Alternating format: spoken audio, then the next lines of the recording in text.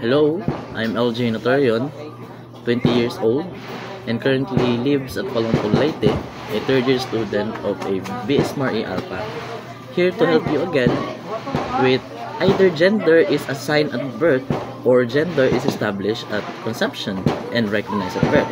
Which of these claims is supported by philosophy and science?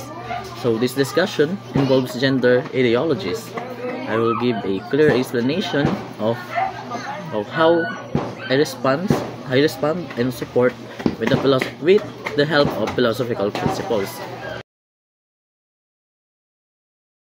So today we will delve into the topic that lies at the intersection of science and philosophy, the nature of gender.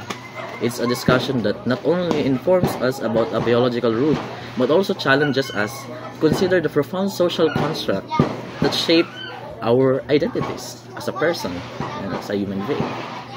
From a scientific standpoint, gender, more accurately biological sex, is established at conception. The chromosomes we inherit from our parents, the XX chromosomes for females and XY chromosomes for males, set the stage for the development of our physical characteristics. So this biological blueprint is recognized at birth when we are identified as male or female. Based on the visible traits, these chromosomes shows what gender or what sex are we. So this process is straightforward, rooted in genetics and physiology. So however, the story of gender does not end there. In the philosophical and social dimensions, where gender is seen not merely as a biological fact, but as a complex tapestry woven from the social or societal norms, cultural practices, and individual identities.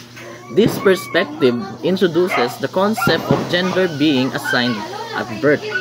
So, it acknowledges that while our biological sex may be determined by nature, our understanding and expression of gender are deeply influenced by the environment in which we are raised. So, philosophers like Judith Butler, an American philosopher that follows the gender and philosophy behind it, have argued that gender is a performance, a set of behavior or roles that we enact based on the societal expectations. So according to this view, the gender assigned at birth is a societal decision, a label that can sometimes misalign with the individual's true identity.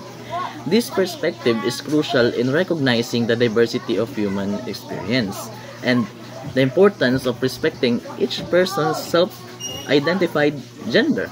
So we find ourselves at a crossroads between two views. The first ground is that biological determinism, and other is in the social constructivism. The scientific claim that gender is established at conception and recognized at birth holds true in the realm of biological sex. Yet, in the philosophical assertion, the gender is assigned at birth reminds us that our identities are shaped by more than just our chromosomes.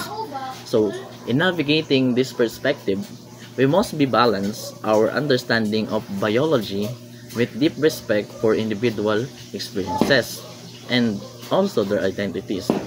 We must ensure that our scientific advancements are guided by ethical principles and ensuring informed consent, accessibility, and respect for personal autonomy. So, as we move forward, we should let us embrace the complexity of gender, acknowledging both the biological and social elements that can contribute to our understanding or to your understanding. By doing so, we honor the full spectrum of human identity and create a more inclusive and compassionate world.